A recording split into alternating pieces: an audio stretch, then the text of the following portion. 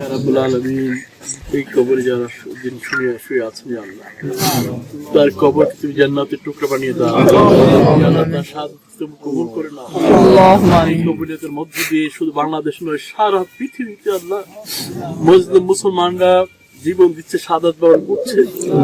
ইয়া আল্লাহ, তাদের সেই তামান্নাকে তুমি কবুল করে নাও। ইয়া আল্লাহ, ইসলামের আলোকে সুন্দর একটি শান্তিময় একটি সমাজ প্রতিষ্ঠা করার যে প্রত্যয় নিয়ে তারা আজীবন লড়াই করেছেন, আল্লাহ তা বাস্তবের মধ্য দিয়ে যাতে আমরা শহীদদের রক্তের বদলা নিতে পারি। তুমি আমাদের কবুল করে আল্লাহ আমাদের দোষকে মাফ করে দাও। যে আল্লাহ আমাদেরকে ক্ষমা করে দাও।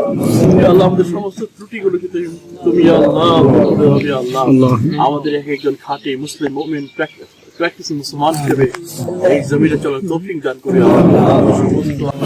এখানে আমাদের নেতৃবৃন্দ শহীদরা দাঁড়িয়ে আমাদের আল্লাহ আসলে কাটবে আল্লাহ, সেই জবাবদের কিছুই থাকবে না। যখন তারা বলবে যে দিনের জন্য আমরা জীবন পর্যন্ত দিয়েছি, সেই দিনের জন্য কিছুই করিনি, আমাদেরকে তুমি কবুল করে নেও, আমাদেরকে তুমি কবুল করে নেও।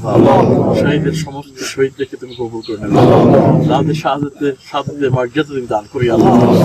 আল্লাহ জান্নাতে যে সুসংবাদ তাদের জন্য তুমি দিয়েছে আল্লাহ, সেই জান্নাতে তাদের জন্য ঘর বানিয়ে দেয়। সমস্ত গুনাহ মাফ করে দাও আল্লাহ।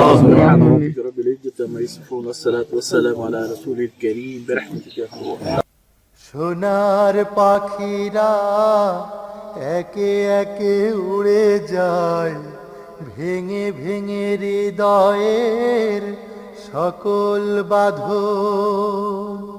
নেকড়ের উল্লাসে কাঁপে জনপদ, বঞ্চিত জনতার হৃদয়ে কাঁদনা। সোনার পাখিরা একে একে উড়ে যায়, ভেঙে ভেঙে হৃদয়ের সকল বাঁধন।